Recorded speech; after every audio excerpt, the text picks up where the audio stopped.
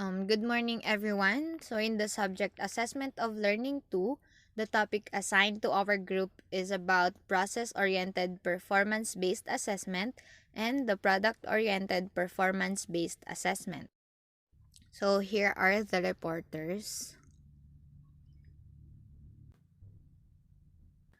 The objectives of our report is to distinguish what is process and product oriented based assessment, to determine the difference between holistic and analytic rubrics, and to develop and use alternative ways of evaluating students' performance.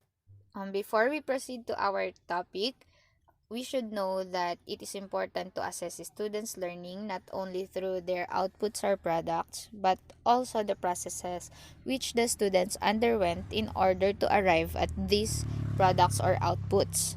And it is also important to know that assessment is most effective when it reflects an understanding of learning as multidimensional, integrated, and revealed in performance over time. Because learning entails not only what students know, but what they can do with what they know. It involves not only knowledge and abilities, but values, attitudes, and habits of mind that affect both academic success and performance beyond the classroom. Before we discuss what process oriented performance based assessment is, let us first discuss what is performance based. So, performance based, it is one in which a teacher observes and makes a judgment about the student's demonstration of a skill or competency in creating a product, constructing a response, or making a presentation. It emphasizes the student's ability to perform tasks by producing their own work with their knowledge and skills. For example, singing, dancing, playing a piano, or performing a gymnastic. Process-oriented performance-based assessment is concerned with the actual task performance rather than the output or product of the activity. So, what are those products? It is the activities or the exercises or problems that require students to show what they can do. From the word itself, perform, the students are expected to perform a certain activity or exercise. Now let's talk about learning competencies. So these are the groups or cluster of skills and abilities needed for a particular task. Such behaviors range from a beginner or novice level up to the level of an expert. And to further understand what is learning competencies, here is the example. The example task is to recite a poem, which is a poem by Edgar Allan Poe entitled The Raven. And here are the objectives. The activity aims to enable the students to recite a poem entitled The Raven by Edgar Allan Poe, especially to recite the poem from the memory without referring to notes. Second, use appropriate hand and body gestures in delivering the piece. Next, is to maintain eye contact with the audience while reciting the poem, to create the ambience of the poem through appropriate rising and falling intonation, and to pronounce the words clearly with proper diction. As you can see, the objective starts with a general statement of what is expected of the student from the task, which is to recite a poem by Edgar Allan Poe, and then breaks down the general objective into easily observable behavior when reciting a poem. And then the specific objectives identified constitute the learning competencies for this particular task, as in the statement of objectives using Bloom's taxonomy. The specific objectives also range from simple observable processes to more complex observable processes. For example, creating an ambience of the poem through appropriate rising and falling intonation. So, a competency is said to be more complex when it consists of two or more skills. So, we have here the simple and the complex competencies. And let us first discuss what simple competencies are. So, We have here the example. Number 1, to speak with a well-modulated voice. Next is to draw a straight line from one point to another point, and to color a leaf with a green crayon. And as we observe, it is indeed a simple competency. Next is the complex competencies. So here are the examples. To recite a poem with feeling using appropriate voice quality, facial expressions, and hand gestures. Next is to construct an equilateral triangle given 3 non-collinear points. And last is to draw and color a leaf with green crayon. So in here, the given examples are way complicated or complex compared to the simple competencies. Because in here, students are not only tasked to simply recite a poem, but they have to integrate something. Unlike in simple competencies, students are like to draw a straight line from one point to another point, but in complex competencies, students are tasked to construct an equilateral triangle given 3 non-collinear points. And also in simple competencies, students are to color the leaf with green crayon, but in complex competencies, students are to draw and color a leaf with green crayon. After learning the competencies, let us now proceed to task designing. So in designing a task, the learning task needs to be well planned. And as a teacher, you're not just designing a learning task or designing just for the sake of doing so. It really has to be well taught. And in particular, the teacher must ensure that the particular learning process to be observed contribute to the overall understanding of the subject, of course. Good afternoon, everyone.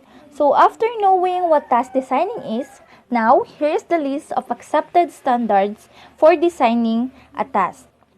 So letter A, identifying an activity that would highlight the competencies to be evaluated. Example, reciting a poem, writing an essay, and manipulating the microscope, and etc.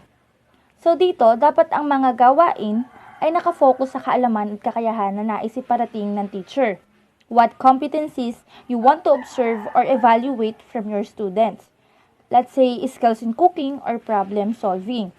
So letter B, identifying an activity that would entail more or less the same sets of competencies. So let's say you want to observe your students to compose or make a poem. So just focus on that competencies. Let's say the choice of words, the grammar, the fluency of thoughts, and etc. But do not mix that with another competencies. Let's say you want them to dramatize or sing their poem. That will be another task for them to do. So letter C, finding a task that would be interesting and enjoyable for the students. So those tasks that are appealing or into their taste. Like for example, they can do TikTok or debate as long as it is goal-based or aligned to the learning objectives. So now, let's proceed with scoring rubrics. Let me first define what is scoring rubrics. It's a scoring scale need to assess students' performance along a task-specific set of criteria. So the student's aptitude on a task is determined by matching the student's performance against a set of criteria to determine the degree of which the student's performance meets the criteria for the task. So it is a standard or a set of expectations that the teacher have in connection to the task given, which is the basis of categorizing of students' performance or response to the task. Why do we use rubrics? We use rubrics to help teachers make scoring easier for performance tasks. So, hindi naman po pwedeng magicin ng teacher ang score ng students. That's why they need to use rubrics. Next is ensure scoring reliability across multiple students. So, there is consistency in scoring each of our students. Next is provide feedback and accountability to students.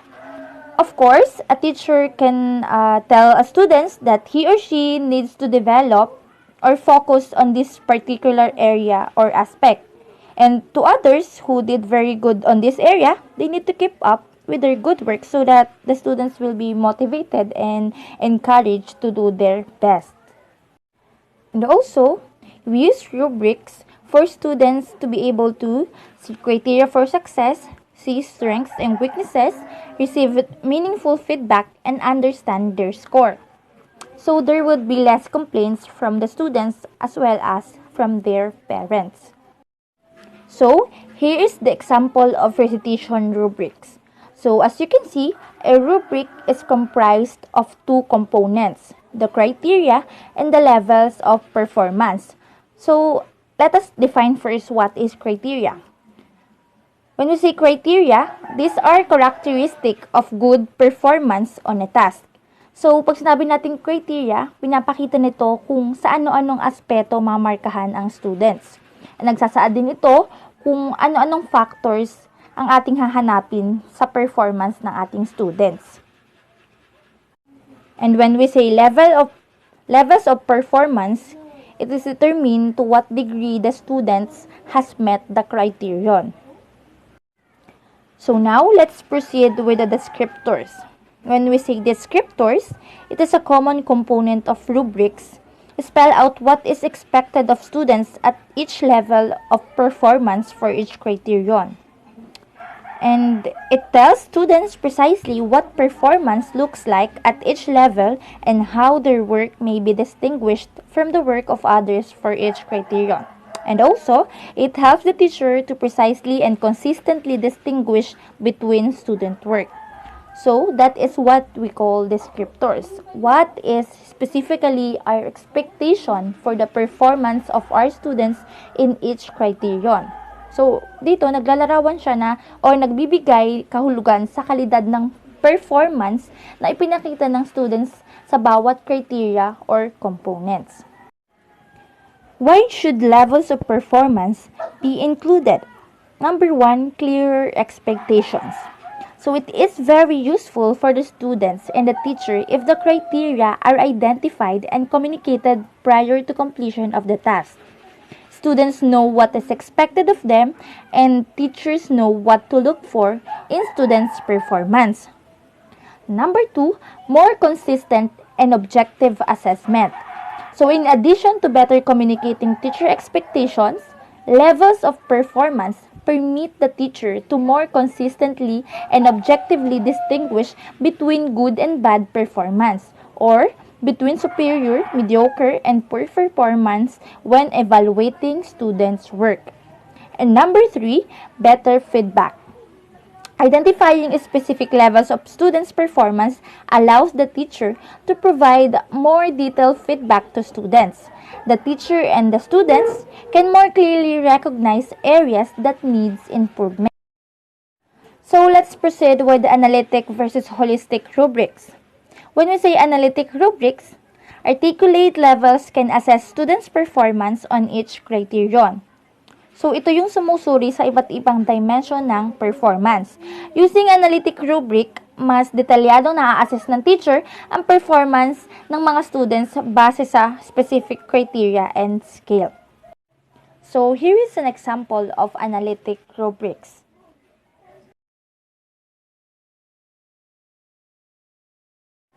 So, when we say holistic rubrics, it does not list separate levels of performance for each criterion.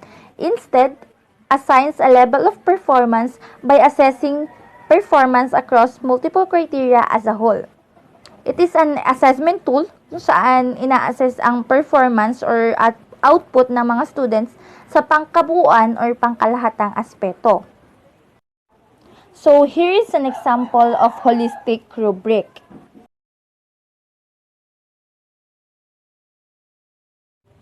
When do we use each kind of rubric?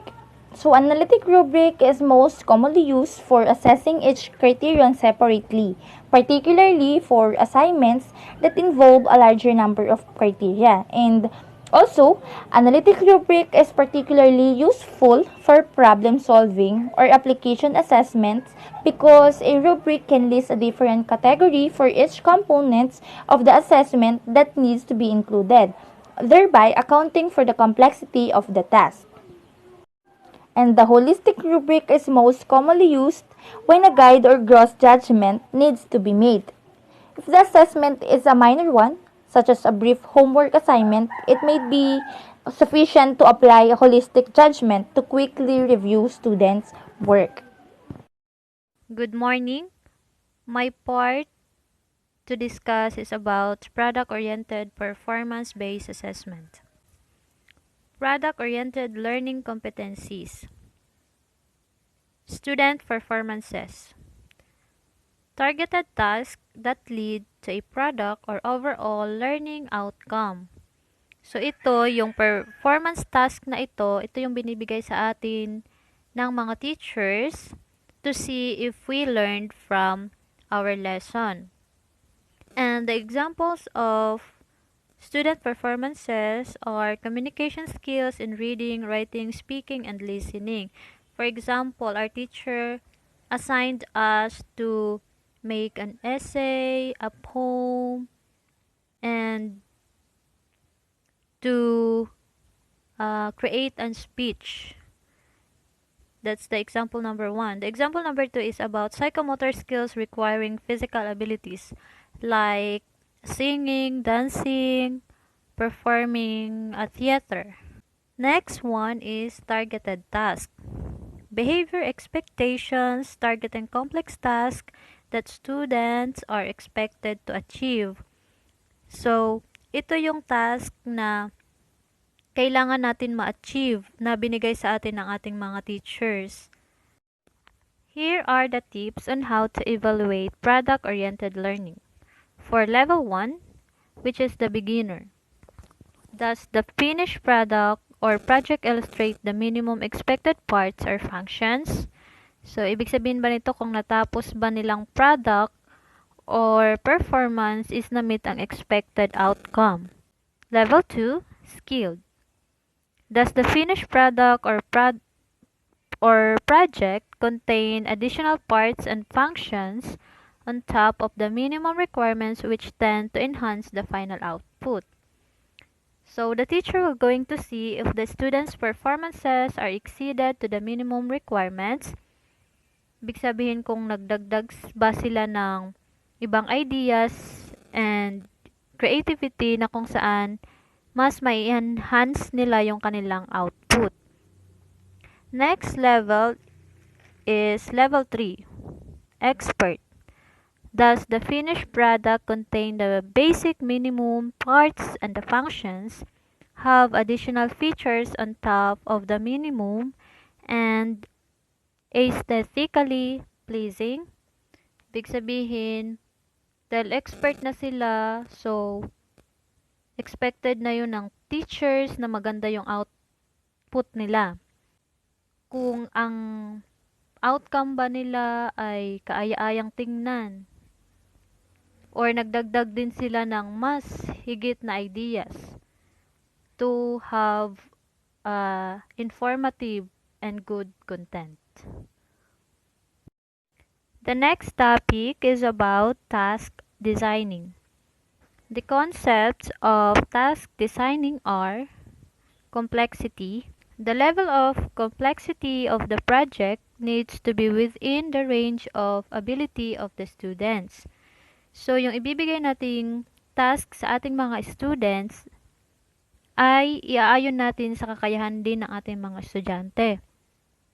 So, sabi dito, hindi natin sila bibigyan ng simple tasks for it become uninteresting para sa mga estudyante kasi nga basic lang, kakayanin nila yan.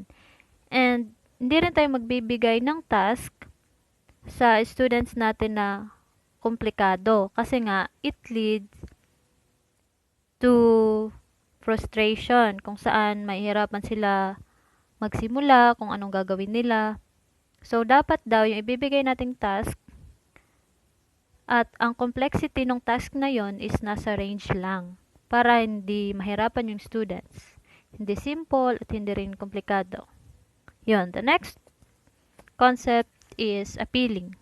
The project or activity must be appealing to the students. Kung yung project ba is nakakaakit tingnan sa mga estudyante. Kaya magbibigay ba naman ng project na hindi appealing? So next one is it should be interesting enough so that the students are encouraged to pursue the task to completion. So ibig sabihin dapat interesting din yung mga task na ibibigay sa ating mga students. Kasi nga kung hindi siya interesting, so mawawala ng gana ang mga estudyante na simulan agad, na tapusin agad yung task na yon. The last one is it should lead to self-discovery or information by the students. So, yung task dapat na yun ay magli-lead sa mga students na makadiscover ng bagong information at ma-apply nila ito sa kanilang daily lives or ma-relate nila ito sa kanilang dating mga lessons para matapos nila yung task na binigay sa kanila. Creativity. The project needs to encourage students to exercise creativity and divergent thinking. It should lead the students into exploring the various possible ways of presenting the final output. So another thing to consider in task design is the creativity, because creativity is the heart of motivational classroom. It empowers students and teachers to express ideas and opinions in unique ways. So if you are a teacher, you should encourage this quality in students to help them get the opportunity to think more critically about questions or subjects and come up with innovative ideas. So why teachers should promote creativity in task designing? Teachers promote creativity along with curriculum in classroom to help students to be innovative and also encourages them to learn new things. So to develop creativity of students, as a teacher, you should set up learning activities or projects that allow students to explore their creativity in relevant, interest, and worthwhile ways. Goal-based. Finally, the teacher must bear in mind that the project is produced in order to attain a learning objective. Projects are assigned to students not just for the sake of producing something, but the purpose of reinforcing learning. That means goal-based not only provides opportunity for students to collaborate or drive their own learning, but it also teaches them skills such as problem solving and helps to develop additional skills integral to their future, such as critical thinking and time management. Example, paper folding is traditional Japanese art. However, it can be used as an activity to teach the concept of plane and solid figures in geometry. So basically, this method develops students' ability to achieve excellence in learning. Scoring rubrics. They are used when a judgment of quality is required to evaluate a broad range of subjects and activities. Basically, teachers use rubrics to support learning. They make assessing the students' work efficient, consistent, objective, and quick. Teachers evaluating an assignment or project to know what makes that assignment or project excellent or in need of improvement. Also, a grading rubric includes criteria. Its purpose is to establish clear and straightforward standards of achievement for each learning outcome. The next two slides are examples of scoring rubrics.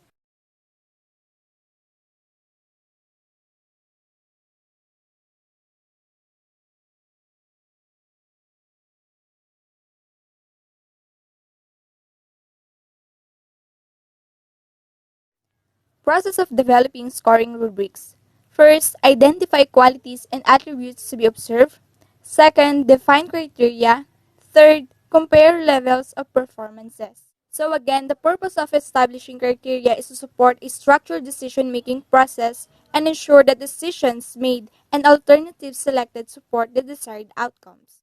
In order to establish a fair process that reflects the stated outcomes and project goals, it is important to determine the criteria prior to developing potential alternatives. And that's all. Thank you for listening.